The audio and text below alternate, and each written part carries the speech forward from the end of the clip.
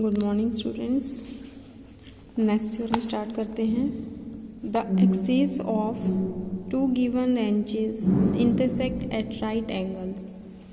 आपको दो रेंचेस दे रखे हैं, उनकी एक्सिस राइट एंगल पर है, तो हम क्या करेंगे, एक रेंच को एक्स एक्सिस के अलोंग ले लेंगे और एक एक्सिस को वाई एक्सिस के अलोंग ले लेंगे ताकि दोनों रेंचेस जो है 90 डिग्री पर आ जाएं।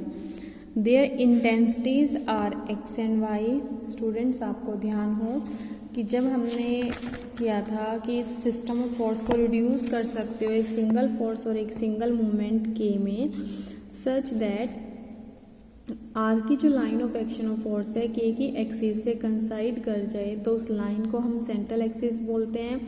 आर और के को अगर मैंने इकट्ठा लिख दिया, this is called range, and जो आर है वो कहलाती है इंटेंसिटी ऑफ रेंज। स्टूडेंट्स ये मैंने आपको सारा 9 चैप्टर में कुछ डेफिनेशंस थी वहाँ बता चुकी हूँ। R is called intensity of range.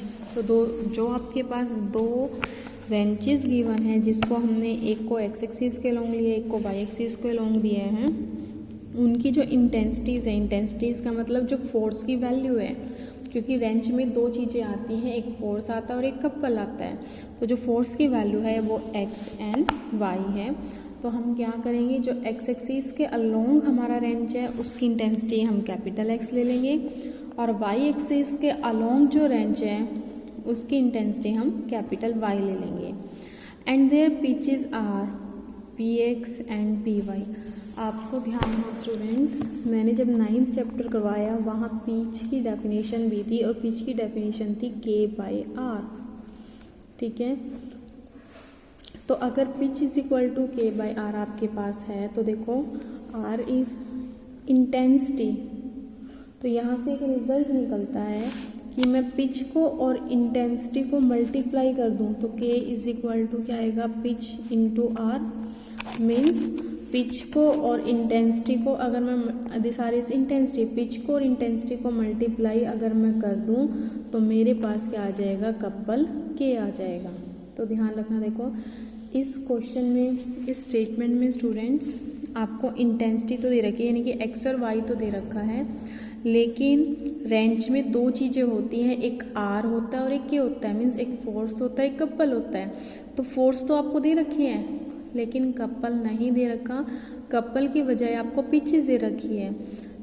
अब ये मैंने आपको बताया कि जब भी मुझे कपल निकालना होगा तो मैं क्या करूँगी, पिच को और फोर्स को, या मैं बोलूँ पिच को और इंटेंसिटी को मल्टीप्लाई कर दूँ तो कपल आ जाएगा। Their pitches are P X P Y, यानी कि जो एक्स एक्सिस के अलोंग रेंज है उसकी इंटेंसिटी तो कैपिटल एक्स है और कपल कितना आ जाएगा, capital x into P x. इस पी एक्स को और एक्स को मल्टीप्लाई कर दूंगी तो के कपल आ जाएगा। इसी तरह वाई एक्सिस के अलोंग जो रेंज है उसकी इंटेंसिटी तो वाई है, अगर वाई को पी वाई से मल्टीप्लाई कर दूँ तो क्या आ जाएगा, मूवमेंट ऑफ कपल आ जाएगा, कपल आ जाएगा, जो आप के से इंडिकेट करते हो। If the pitches are given, pitches given है means P X P Y की वैल्यू आपको गिवन है। To find the locus of central axis, means आपको क्या फाइंड आउट करना है, यहाँ सेंट्रल एक्सिस फाइंड आउट करनी है। ठीक है स्टूडेंट, मैं आपको बुक से ही करवा देती हूँ। देखो, let the axis of two wrenches be O X and O Y which are two axis of coordinates. ये मैंने आपको बता ही दिया, दो रेंच है, एक को एक्स एक्सिस के अलोंग लिया, देखो this is O X, X axis के अलोंग लिया, ठीक है, और कौन से रेंज को लिया, जिसकी इंटेंसिटी के है और कपल कितना आएगा, पी एक्स इंटू एक्स। अभी आपको बताया पिच को अगर आर से 4 से मल्टीप्लाई कर दूँ तो कपल निकलाएगा। इसी तरह ये वाई एक्सिस ली हुई है, ठीक है। एक्चुअल में देखो कॉपी पे ऐसे ड्रॉ कर रखी है, पर है ये इस तरह से मैं ड्रॉ तो नहीं कर सकती, तो बुक में आपको ऐसे ड्रॉ करना पड़ेगा। एक रेंज इधर है जिसकी इंटेंसिटी वाई है और कपल कितना है, पी वाई इंटू वाई। तो लिखा and O Y which are two axis of coordinates, let R be the resultant of forces X and Y acting along O A inclined at an angle theta to O X. देखो क्या कह रहे हैं, X and Y दो force हैं, this force is X force, this force is Y force, ठीक है। इन दोनों फोर्स का रिजल्टेंट सपोज किया कि वो OA के अलोंग एक्ट कर रहा है और OA जो एक्स एक्सिस के साथ कितना एंगल बना रही है, थीटा। एक्चुअल में देखो ये इस तरह से है आपके पास वाई एक्सिस, तो जो प्लेन बनेगा आपके पास ये XY प्लेन ऐसे बनेगा जैसे मेरे हाथ का प्लेन है, ठीक है। तो इस प्लेन के अंदर अब इस तरह से आएगी आपकी लाइन, पर मैं इस तरह से इसको प्लॉट तो नहीं कर सकती, प्लॉट तो मुझे ऐसे बुक में ऐसे ही करना पड़ेगा। एक्स और वाई का जो रिजल्टेंट है उसको सपोज किया है रिजल्टेंट इज R, ठीक है, और किसके अलोंग है रिजल्टेंट, OA के अलोंग, और जो रिजल्टेंट है वो एक्स एक्सिस के साथ कितना एंगल बना रहा है, थीटा। तो मुझे बताओ R का कंपोनेंट अगर x के अलोंग निकालना चाहूँ तो कितना आएगा, R cos थीटा, और दे भी रखा है आपको कितना है, ये x है, तो R cos theta should be equal to x। Similarly अगर y एक्सिस के अलोंग इस R का कंपोनेंट निकालूंगी तो क्या आएगा, R sin थीटा, क्योंकि x एक्सिस और y एक्सिस आपस में क्या है, परपेंडिकुलर है, R sin थीटा, और आपको गिवन कितना है y एक्सिस के अलोंग फोर्स y, तो it should be equal to y। उसके बाद स्क्वेयरिंग और एडिंग कर दी, डिवाइड कर दिया, tan थीटा आ गया। देखो कैपिटल X कैपिटल Y आपको गिवन है, तो इट मीन्स आप R और थीटा खुद से फाइंड आउट कर सकते हो। तो since values of x and y are given, hence the resultant and its line of action that is theta can be determined easily. अब now we suppose that resultant couple is G whose axis makes an angle phi with OA। देखो क्या कह रहा है, आपने किया था 9th chapter के अंदर थ्योरम की थी कि कोई भी आपका सिस्टम ऑफ फोर्सेस है उसको आप रिड्यूस कर सकते हो एक सिंगल फोर्स R एंड एक कपल G, और उस R और G के बीच का एंगल। देखो स्टूडेंट ये जो पेन है प्रॉब्लम कर रहा है, बट मैं आपको बुक से ही करवाऊंगी तो इसलिए जस्ट इसको समझ लो। This is R and this is G, इनके बीच में एंगल कितना है, थीटा, और उसके बाद आपने रिजल्ट लगाया था। फर्दर इसको हम रिड्यूस कर सकते हैं एक सिंगल फोर्स R और सिंगल कपल K में, सच दैट R की लाइन ऑफ एक्शन कंसाइड कर जाएगी K की एक्सिस से, तो उसको हमने बोला था रेंज।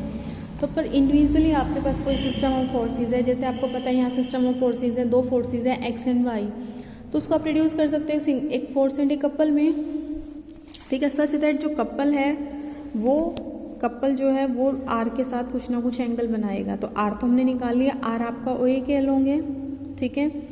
एक कपल में रिड्यूस होगा कपल G, सपोज करो, देखो ध्यान देना, ये जो मैंने पेन की नोक बनाई है, let this is the axis of couple G, ये जो पेन है ब्लैक पेन आपको दिख रहा है, एक्सिस ऑफ कपल G, और इनके बीच का जो एंगल है, ठीक है, इनके बीच का एंगल देखो मैं फिंगर से बता रही हूँ, ये वाला एंगल, दिस एंगल, यहाँ इस पेन से लेकर आप नीचे यहाँ तक चले जाओ, फिर से देखो पेन से लेकर यहाँ तक चले जाओ, क्योंकि ये है आपकी R, ये है आपका G, ये जो एंगल है हमने क्या माना है, इसमें फाई माना है, जबकि ओरिजिनली हम क्या लेके चलते थे आर्टिकल में, theta. Now we suppose that resultant couple is G whose axis makes an angle phi with OA। फिर से देख लो, देखो ये आपका रिजल्टेंट R है, ये आपके पास G है, ठीक है, G का और इस OA के बीच का, जैसे देखो ये G है, यहाँ से स्टार्ट करके मैं OA तक आ जाती हूँ, तो ये एंगल कितना कवर अप हुआ, फाई। तो मुझे एक बात बताओ, ये आपके पास G है और ये जो इन दोनों के बीच का एंगल फाई है, ठीक है, तो G का कंपोनेंट अगर मैं OA के अलोंग देखूंगी तो कितना आएगा, G cos फाई, क्योंकि यहाँ से लेकर यहाँ तक का एंगल, ये जो मैं फिंगर से आपको बता रही हूँ, ये जो एंगल है दिस एंगल इज फाई, तो इस G का कंपोनेंट OA के अलोंग कितना बनेगा, G cos phi is equal to couple about OA। अब हम कपल अबाउट OA भी निकाल लेते हैं, क्या होगा, आपको पता है इस x एक्सिस के अलोंग कपल कितना है, px इंटू एक्स, ये मैं आपको पहले ही समझा चुकी हूँ, तो px into x x axis के अलोंग है, तो इसका कंपोनेंट OA के अलोंग कितना आएगा, px into x cos theta, ठीक है, क्योंकि इनके बीच का एंगल कितना है, थीटा, तो कंपोनेंट आया px into x cos theta. दूसरा यहाँ देखो, यहाँ इसके अलोंग कितना कपल है, पी वाई इंटू वाई, ठीक है, आपको OA के अलोंग निकालना है, ये एंगल कितना बनेगा आपका, this angle is 90 minus theta, क्योंकि एक्स और वाई एक्सिस 90 डिग्री पर है, ये थीटा, तो ये कितना आएगा 90 माइनस थीटा। तो इस वाले कपल का कंपोनेंट निकालो ओ ए के अलोंग। क्या कंपोनेंट आएगा? P Y into Y cos 90 minus theta. देखो मैं फिर से बताती हूँ, ये आएगा P Y into Y cos 90 minus theta. This is cos 90 minus theta. P फिर से बताती हूँ, P Y into Y cos 90 minus theta, और 90 माइनस थीटा क्या होता है? Sine theta. तो P Y in Y into sine theta. I think आपको क्लियर हो गया होगा। अब यहाँ वैल्यू पुट कर दो ऊपर से एक्स की वैल्यू पुट करो आर कोस थीटा। ठीक है, आर कोस थीटा पर करोगे तो ये बनेगा आर कोस स्क्वायर थीटा। ऐसे वाई की पुट करो आर साइन थीटा, यहाँ पुट करो आर साइन थीटा मल्टीप्लाई हो गया साइन स्क्वायर थीटा। आर को कॉमन ले लो तो ये टर्म आएगी P X cos square theta plus P Y sine square theta. अब ये तो जो जी था हमारा उसका कंपोनेंट ओ ए के अलोंग है। अब निकालना है जी का कंपोनेंट ओ ए के परपेंडिकुलर। वो कितना आ जाएगा? G sine phi, that is G sine phi is equal to couple about a line perpendicular to O A. Numerically कैसे निकालोगे? देखो जहाँ जहाँ थीटा था इसमें उसको किससे रिप्लेस कर दो? 90 प्लस थीटा से। तो कर दो, यहाँ रिप्लेस करोगे कॉस 90 प्लस थीटा कितना आएगा? Minus sine theta. देखो ये माइनस साइन थीटा आ गया। यहाँ करोगे 90 प्लस थीटा को रिप्लेस करोगे 90 प्लस थीटा से, साइन 90 प्लस थीटा कितना होता है? Cos theta. ये आ गया। फिर वही कैपिटल एक्स और वाई की वैल्यू पुट करके आपके पास ये आ जाएगा।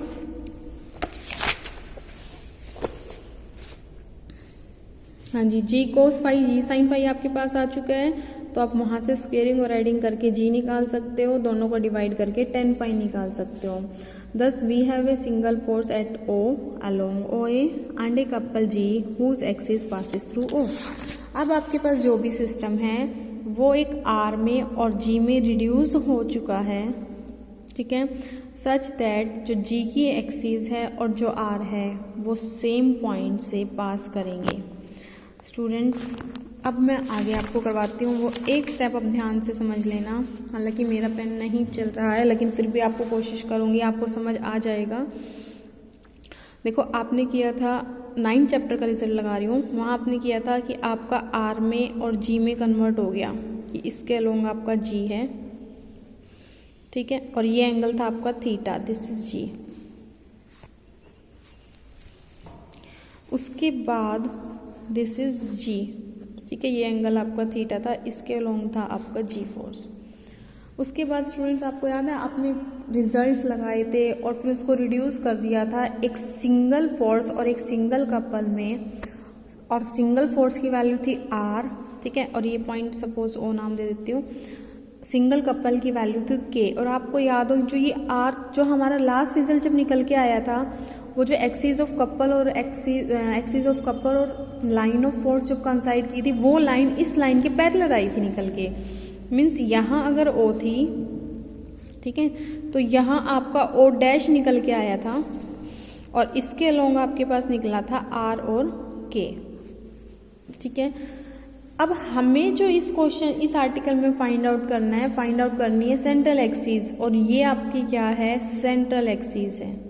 ठीक है, तो जो आपके पास इनिशियल आर की लाइन है उसके पैरेलल आपके पास क्या आने वाली है? सेंट्रल एक्सिस आने वाली है। और सच दैट आपको ध्यान हो, वहाँ हमने किया रिजल्ट निकाला था O O dash is equal to G sine theta by R. मैं आपको एक बार पीछे दिखा भी देती हूँ, ये रिजल्ट था जी ओ ओ डैश, जो ये लाइन का डिस्टेंस था वो क्या था? जी साइन थीटा बाय आर। दिखाती हूँ एक बार आपको। वैसे तो देखो आपको ध्यान होना भी चाहिए, पर फिर भी आपको जो है मैं रिमाइंड करवा देती हूँ। ये देखो सर,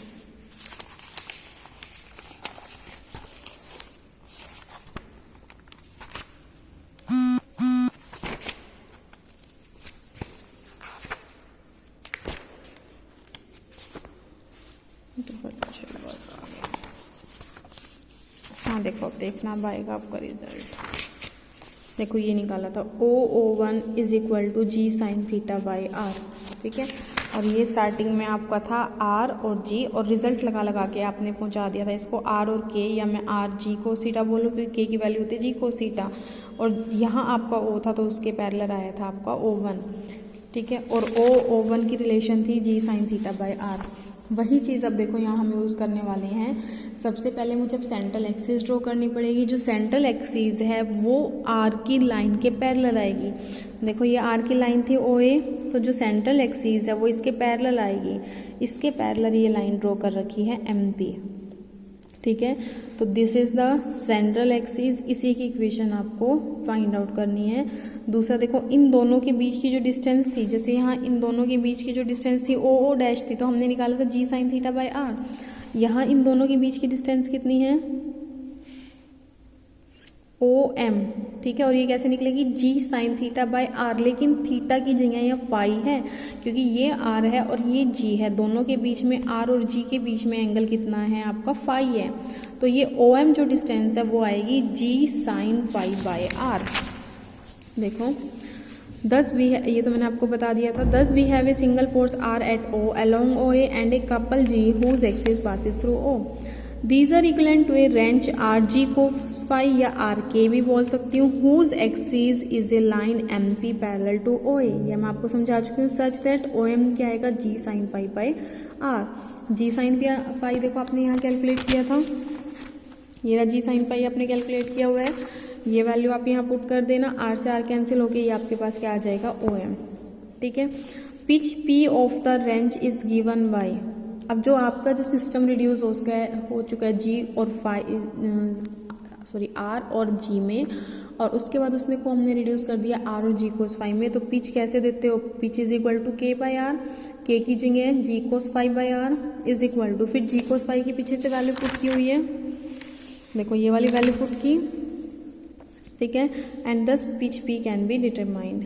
अब आ जाओ अपने मेन पॉइंट पर, आपको फाइंड आउट करनी थी सेंट्रल एक्सिस की इक्वेशन। देखो अगर किसी ज्योमेट्रिकल फिगर की आपको इक्वेशन फाइंड आउट करनी हो तो बेस्ट तरीका होता है उस फिगर के ऊपर एक आर्बिट्रेरी पॉइंट XYZ ले लो, ठीक है, और फिर जो भी आपके पास सिचुएशन हो उसके अकॉर्डिंग सोल्व करके कंडीशन निकालो, एक रिलेशन निकाल लो XYZ में, वही आपकी जो है इक्वेशन आ जाएगी। तो मुझे MP पे निकालना है, तो MP पे एक पॉइंट कंसीडर किया हुआ होगा। Now consider a point P XYZ on MP, the central axis of the system, therefore Z is equal to, देखो कहीं पर भी इस लाइन पर पॉइंट लो, मान लो मैंने यहाँ लिया XYZ, तो ये लाइन देखो आपकी इस तरह से है। एक्चुअल में ये लाइन जैसे मैंने ब्लैक पेन दिखाया ऐसे है, पर ऐसे मैं इस बुक पे प्लॉट तो नहीं कर सकती, बुक पे तो ऐसे ही प्लॉट होगी। तो ये लाइन ऐसे है, इस लाइन में अब कहीं पर भी पॉइंट लो, Z कोऑर्डिनेट फिक्स रहेगा, वो ये आएगा, क्योंकि एक्स इस वाली लाइन को अगर मैं देखूं, मैं पॉइंट चाहे यहाँ नीचे लूँ ऊपर लूँ कहीं पर भी लूँ, जेड कोऑर्डिनेट तो आपका इतना ही रहेगा। तो जेड कोऑर्डिनेट की वैल्यू कितनी आएगी OM, Z is equal to OM ऊपर निकाला था PY minus PX sine theta cos theta. अब हमें फाइंड आउट करना पड़ेगा साइन थीटा कोस थीटा की वैल्यूज। अब देख लो यहाँ से ये ट्रायंगल देखो, अगर मैं इस ट्रायंगल को देखती हूँ, देखो एक्स एक्सिस ये वाई एक्सिस, ठीक है, और ये वाई एक्सिस भी एक्चुअल में ऐसे है, ठीक है। तो ये एक्स एक्सिस ये वाई एक्सिस, तो इसके बीच में एंगल कितना है थीटा। अब लगा लो साइन थीटा कैसे निकालते हो, perpendicular over base, this is Y axis, ये वाई एक्सिस आपकी, तो Y by X sine theta की वैल्यू होती है परपेंडिकुलर ओवर, इसको पहले अलग से ही प्लॉट कर देते हैं। देखो ये थीटा के साथ x, थीटा के सामने वाला y, यहाँ देखो जरा अलग से ट्रायंगल प्लॉट कर ली, थीटा के साथ वाला x, थीटा के सामने वाला y, और आप यहाँ पे पाइथागोरस थ्योरम लगा के हाइपोटेन्यूज निकाल लेना। साइन थीटा निकालो perpendicular over hypotenuse means y upon X square plus Y square, cos theta निकाल लो x upon under X square plus Y square, ठीक है। टेन थीटा की तो हमें जरूरत पड़ेगी ही नहीं।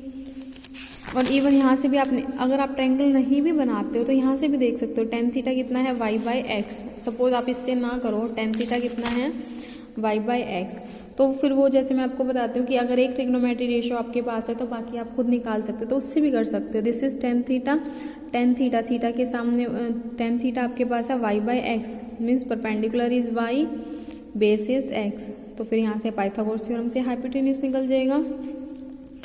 फिर यहाँ से साइन थीटा निकाला, कॉस थीटा निकाला, और ये साइन थीटा कॉस थीटा की वैल्यू आप ऊपर पुट कर देना, ठीक है। तो z is equal to P Y minus P X into X Y upon X square plus Y square. Student उसके बाद तो क्रॉस मल्टीप्लाई करके जस्ट सॉल्व करना है। तो यहाँ से आपकी निकल जाएगी इक्वेशन ऑफ सेंट्रल एक्सिस। तो आप इस आर्टिकल को कर लेना, ध्यान से करना स्टूडेंट्स। जो रेंचिस के आर्टिकल हैं थोड़े से मुश्किल हैं, लंबे भी हैं, पर ध्यान से करना इनको। अगर कोई प्रॉब्लम आती है तो आप मुझे मैसेज कर देना।